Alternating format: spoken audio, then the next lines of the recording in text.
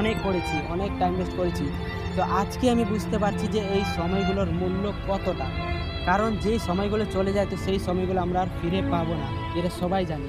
তো আমাদের সেই মূল্যবান সময়টা চলে যাওয়ার কারণে আজকে আমাদের হাতে অনেক সময়টা কম আছে। তো আজকে আমরা অনেক পস্তাচ্ছি। তো আমি এটাই বলব যে যারা মানে সময় পাচ্ছ, এখনকার ছেলেমেয়ে অনেকেই আছে যারা অনেক সময় পাচ্ছ। আমি দেখি প্রায় এই তোমার Facebook, Instagram এগুলোতে সারাদিন তোমরা পড়ে থাকো। প্লাস একটা মানে শেয়ার চ্যাট বলে একটা অ্যাপস আছে যেখানে তোমরা সারাদিন পড়ে থাকো।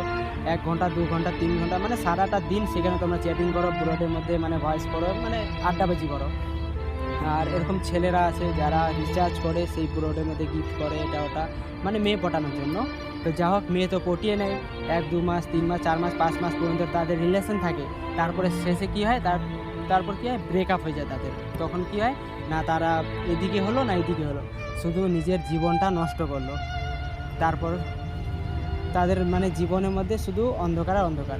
তো আমি এটাই বলব যে যাদের হাতে একটু সময় আছে, তোমরা ফালতু জিনিসের মধ্যে সময়টা ওয়েস্ট না করে তোমরা সময় বার করে ইউটিউবের মধ্যে একটু কষ্ট করো।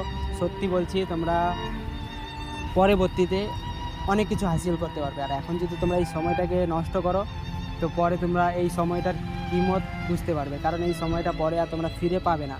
সময় এখন অনেক মূল্যবান। একটা সময় এতটাই মূল্যবান কি বলা যায় না।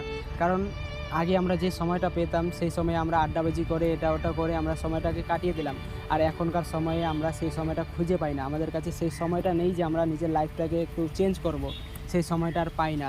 ফ্যামিলি টেনশন, এটা টেনশন সব মাথায় মানে শুধু টেনশন এসে যায়। এখন আর সেই সময়টা পাওয়া যায় না। তো আমি সবাইকে রিকোয়েস্ট করি যারা মানে এই ফালতু